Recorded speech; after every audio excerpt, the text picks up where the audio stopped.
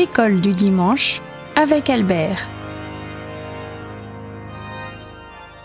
L'école du dimanche, nous sommes toujours avec Augustin, avec Henry Chadwick, un ouvrage remarquable qui nous permet de bien connaître dans le fond et de façon très savante la philosophie, la théologie de saint Augustin. Après les ouvrages classiques d'Henri Marou, de Peter Brown, l'auteur a fait donc un ouvrage remarquable. Malgré l'intention déclarée de l'auteur de ne pas écrire une biographie, c'est bien la vie de l'intelligence de saint Augustin qui a saisi et reflété avec bonheur cette synthèse, donc le doyen le plus écouté des études patristiques en Grande-Bretagne, qui fut jadis professeur de théologie à Oxford et naguère à Cambridge.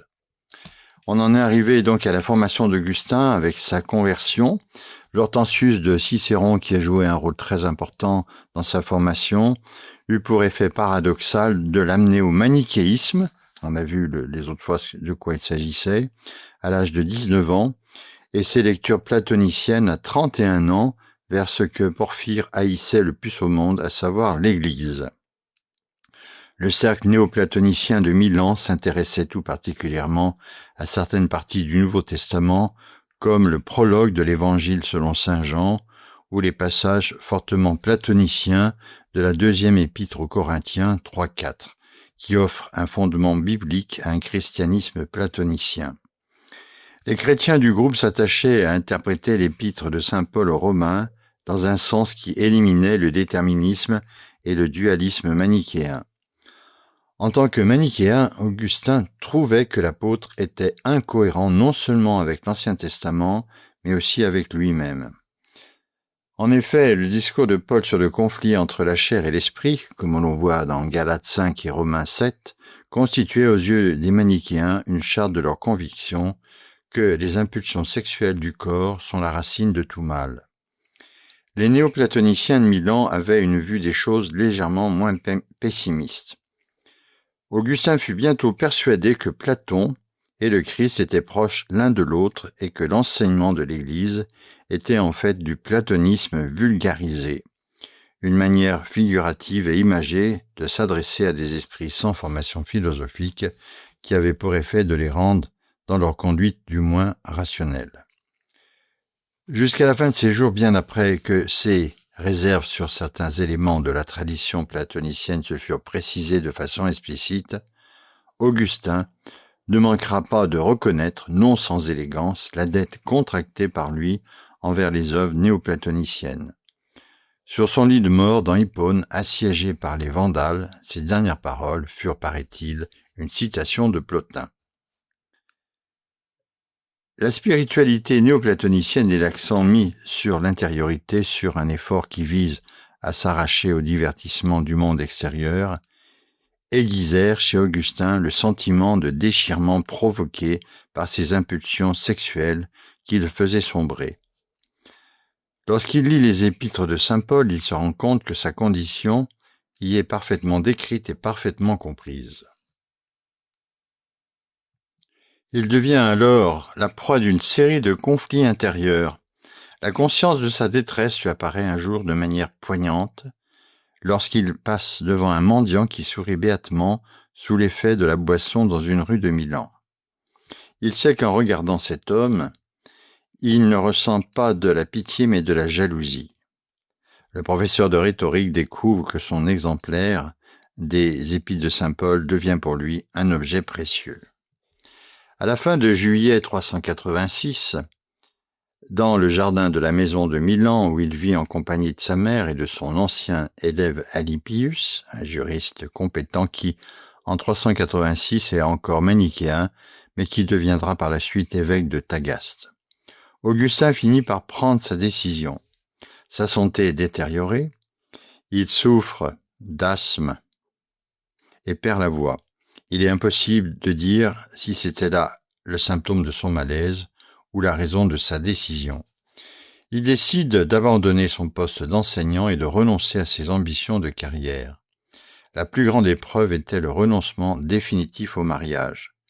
Serait-il capable de s'astreindre à vivre sans femme ?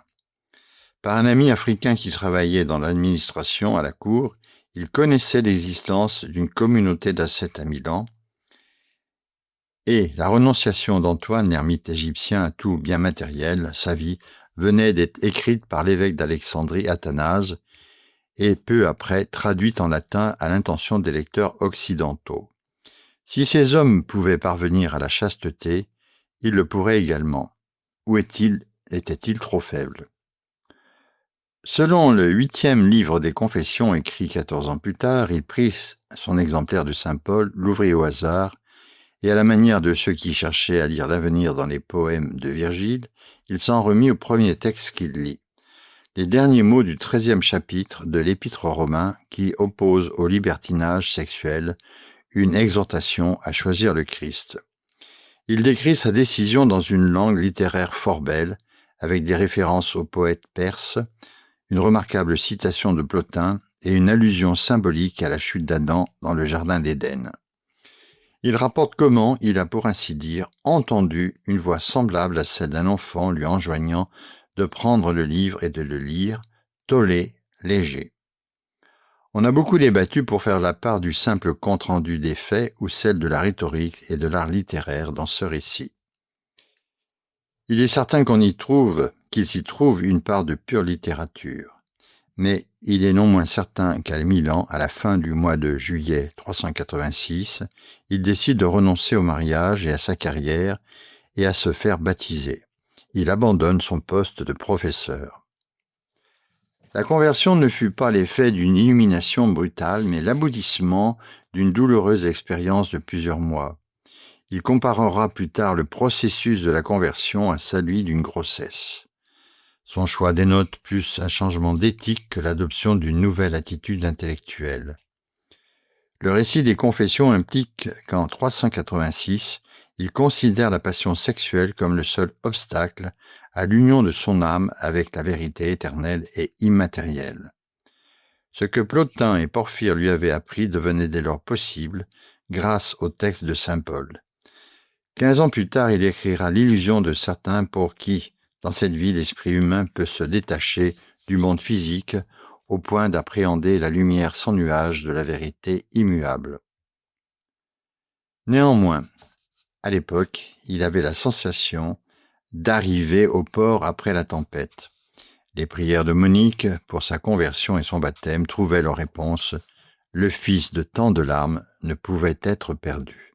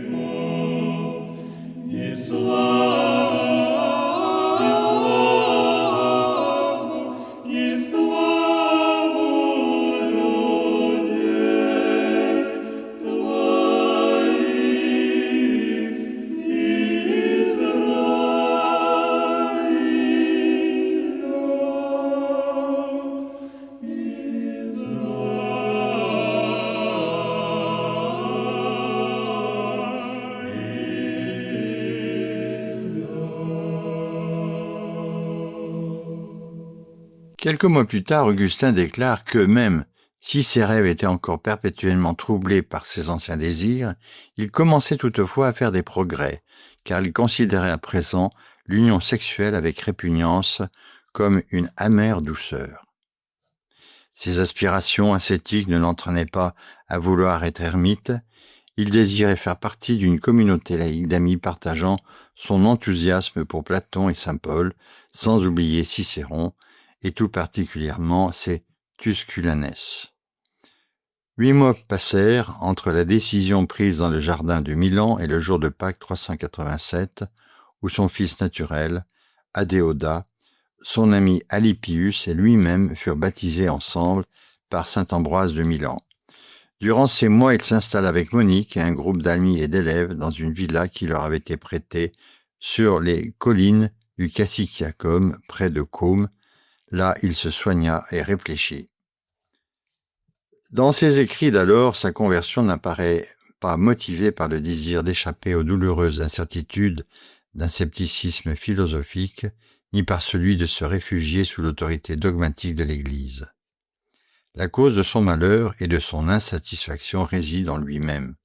Néanmoins, la question de l'autorité était au premier plan des controverses entre catholiques et manichéens, et il reconnaît qu'il était en train de se soumettre au Christ et à sa communauté. Il en vint à considérer la revendication de l'individu à se déterminer librement comme de l'orgueil. À partir de l'automne 386, ses écrits offrent de fréquentes allusions à la Bible et à la doctrine chrétienne. À Cassiciacum, il écrit que l'autorité et la raison sont des voies parallèles pour parvenir à la vérité. L'autorité est représentée par le Christ, la raison par Platon. L'autorité peut donner des directives que la raison comprend par la suite. L'autorité est première dans le temps, la raison première dans l'ordre de la réalité. L'homme instruit préfère suivre les voies philosophiques de la raison, mais même en ce cas, la raison ne peut apporter toute l'aide nécessaire. De l'autre côté, se reposer exclusivement sur l'autorité présente des dangers. Comment distinguer sans l'aide de la raison les revendications concurrentes d'autorités diverses? Comment distinguer entre une autorité authentiquement divine et celle d'esprits inférieurs vénérés par les païens, qui prétendent prédire l'avenir par la divination et les oracles? L'autorité divine est démontrée par le fait qu'elle est en même temps la plus haute raison. Il est la sagesse vraie de Dieu, identique à l'esprit de la suprême triade de Plotin. Finalement, on peut se demander quelles idées spécifiques sur Dieu et sur l'homme furent acceptées par Augustin à la suite de son baptême et de sa profession de foi. Réduite à ses plus élémentaires fondements, la foi chrétienne l'invitait à poser les affirmations suivantes. Premièrement, le monde ordonné est issu du bien suprême qui est aussi puissance suprême et qui est non seulement supérieur à tout ce qui existe, mais également doué d'une perfection telle que nos esprits ne peuvent même pas concevoir l'idée de cet être supérieur. Ainsi donc, il est l'objet propre de crainte révérentielle, d'adoration. Nous ne devrions pas nous représenter Dieu comme impliqué dans un conflit entre les sphères inférieures et supérieures, comme le sont les hommes et la lumière des manichéens, mais plutôt comme un être possédant un dessein cohérent de création et de rédemption concernant l'univers en général et les créatures rationnelles en particulier. Le degré suprême dans l'échelle des valeurs est l'amour qui est la nature véritable de Dieu. Deuxièmement, la nature humaine telle que nous en avons à présent l'expérience ne correspond pas aux intentions du Créateur. La misère humaine est perpétuée par les égoïsmes collectifs et individuels, si bien que l'ignorance, la mortalité, la brièveté de la vie, la faiblesse de la volonté et par-dessus tout, le rejet arrogant et délibéré de ce qui est véritablement bon pour lui sont le propre de l'homme. Bref, l'humanité a besoin du remède de la vie éternelle et du pardon de ses péchés ou de sa réhabilitation sous l'effet de l'amour de Dieu. Troisièmement, le Dieu suprême a agi dans le temps et l'histoire où nous vivons et qu'il la transcende en nous donnant la connaissance, la vie, la force et don suprême, l'humilité sans laquelle personne ne peut rien apprendre. Cette action trouve son point culminant en la personne de Jésus dont la vie, l'enseignement de sagesse et la relation filiale unique au Père suprême offrent un modèle à l'humanité. Par l'humilité de son incarnation et de sa mort, Jésus personnifie le don de l'amour de Dieu. L'assentiment de la foi et l'adhésion à la communauté des disciples de Jésus, communauté organisée à laquelle il confie l'Évangile, et les signes sacramentels de l'alliance constituée par l'eau, le pain, le vin, permettent d'accéder à ce geste de Dieu destiné à sauver l'homme déchu. Ainsi, l'esprit de sainteté unit l'homme à Dieu pour lui donner l'espoir d'une vie à venir, dont la résurrection de Jésus est le gage ultime, et pour transformer la vie personnelle et morale de l'individu en vue d'entrer dans la société des saints en la présence de Dieu. La prédication chrétienne proposait à Augustin ces thèmes en termes fortement métaphysiques, faisant ainsi le lien avec la morale et la métaphysique de Platon. Il était pour lui très important d'harmoniser le discours négatif et impersonnel de Plotin sur l'un et l'absolu, et la conception biblique de Dieu comme amour, force, justice et pardon. Il est capital que le mystère de ce Dieu soit connu non seulement dans la grandeur et la gloire de l'univers naturel, mais également en se révélant lui-même ainsi qu'une personne ferait connaître à d'autres ce qu'elle ne pourrait trouver par elle-même. À partir de 387, il a 33 ans, Augustin fait de ses idées des principes premiers.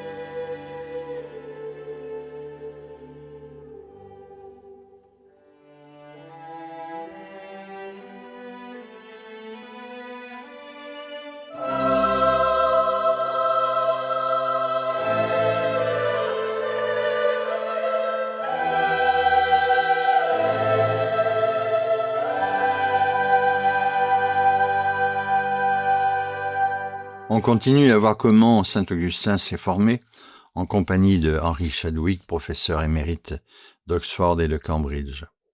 Le chapitre 2 est donc appelé « Les arts libéraux ». C'est peut-être parce que le platonisme a joué un rôle important dans sa conversion au christianisme qu'Augustin ne devait jamais dresser de frontières nettes entre la philosophie et la théologie. À ses yeux, la raison philosophique n'est ni esclave de la religion, ni la dangereuse séductrice de l'esprit qui chercherait à lui faire croire qu'il peut atteindre son but suprême sans l'aide de la grâce de Dieu. Il définit l'objet premier de la philosophie comme l'étude de Dieu et de l'âme humaine. Très belle définition. Et l'on notera dans cette définition l'exclusion du monde physique. En termes cicéroniens, il déclare que la motivation qui pousse l'homme à philosopher est simplement la recherche du bonheur. L'ontologie néoplatonicienne, c'est-à-dire la doctrine de l'être et de la nature des choses examinées dans le chapitre précédent, reparaît dans toute son œuvre. Certains points dont il a modifié le détail donnent l'impression que, dans la mesure où il acceptait les arguments platoniciens, il les ramène toujours à des conclusions définies par sa foi. Il serait peut-être plus exact de dire qu'il voit peu de raisons de s'opposer à la tradition platonicienne lorsqu'elle n'est pas incompatible avec les implications du contenu de la foi catholique. À ses yeux, les platoniciens païens étaient dans l'erreur en acceptant le polythéisme, donc plusieurs dieux, les cycles éternels du monde et la transmigration des âmes. La croyance antique en la réincarnation était également de nature trop fataliste pour être compatible avec la conception de Dieu, créateur unique, qui par sa rédemption amène sa créature rationnelle à sa vraie fin, communier avec lui-même. Il y avait d'autres points de désaccord moins évidents et pourtant tout aussi importants. Malgré le caractère essentiel de son renoncement à la vie sexuelle dans sa conversion, il demeure en désaccord avec Plotin sur la question de la racine première du mal, que ce dernier identifie avec la matière et la matérialité. À la différence de Plotin encore, Augustin n'accepte pas de dire que Dieu doit être décrit comme l'un au-delà de l'être. Il peut accepter l'antithèse platonicienne de l'un et du multiple comme une description de la relation entre le créateur transcendant et la diversité multiple de la création. Mais le Dieu unique n'est jamais au-delà de l'être. Le verset 14 du 3e chapitre de l'Exode lui assure que Dieu est l'être même, ipsum esse, celui qui est véritablement. Deux sermons passionnés et émouvants destinés à son assemblée de dockers et de travailleurs agricoles d'Hippone développent ce thème remarquable. La création est participation à l'être. Ce terme implique une conséquence. La caractéristique en est que les attributs sont distincts de l'être. Pour les créatures, une chose est d'exister, une autre est d'être juste et sage. Mais chez Dieu, exister et être juste, bon et sage, sont une seule et même chose. L'homme peut exister sans être juste, bon et sage, Dieu est ce qu'il a. Plotin avait exprimé la même idée en termes aristotéliciens. Dans la substance divine, il ne peut y avoir d'accident. Plotin et Augustin se rejoignent sur ce point. Seule la première des 10 catégories, la substance, est applicable à l'être de Dieu. Pour saint Augustin, le prologue de l'Évangile selon saint Jean, qui impressionnait les philosophes néoplatoniciens, était une formulation magnifique de la vision du monde platonicien, de la lumière de Dieu illuminant les ténèbres afin de ramener le monde aliéné vers des sphères plus élevées. Mais dans cette expression chrétienne de la vérité, si proche du platonisme, Augustin note une différence capitale. Les livres des platoniciens ne mentionnent pas que le Verbe s'est fait chair. Le concept d'une révélation unique dans le cadre d'une vie particulière est un thème chrétien que Mani, donc les manichéens, étaient contraints de transformer radicalement. Pour un platonicien païen, sa particularité apparaissait scandaleusement incompatible avec l'immutabilité divine et avec l'opération universelle de la providence dans le cosmos. Les platoniciens ne croient pas à l'exécution d'un dessein divin dans et par le chaos de l'histoire, et leur conception du temps est cyclique et non pas linéaire. En d'autres termes, la configuration des étoiles revient à des intervalles de temps immenses à la même position et tout recommence comme avant. Le concept d'une incarnation unique appelant l'homme à prendre une décision existentielle qui l'engage pour l'éternité impliquait pour Augustin une révision nécessaire du platonisme. D'autre part, il sentait qu'il était également nécessaire d'interpréter l'incarnation en termes de providence universelle de Dieu comme un pas formidable en direction de la fin de l'histoire et l'une des clés du sens de cette dernière. À l'époque de sa conversion, Augustin a près de 33 ans et il est considéré comme un maître de littérature et de rhétorique.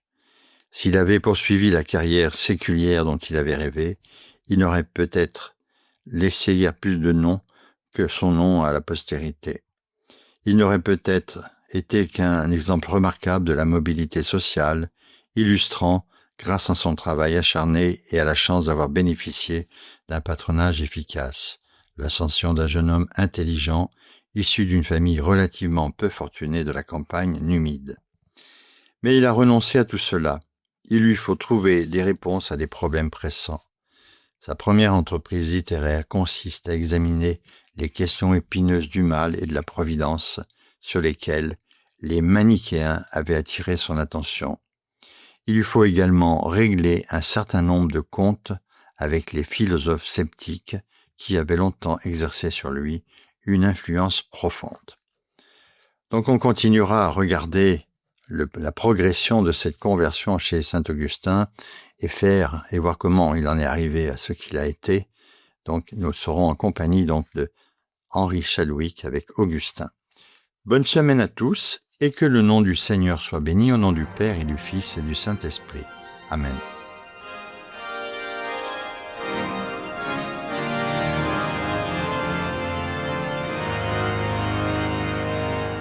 C'était sur Radio Espérance, l'école du dimanche, avec Albert.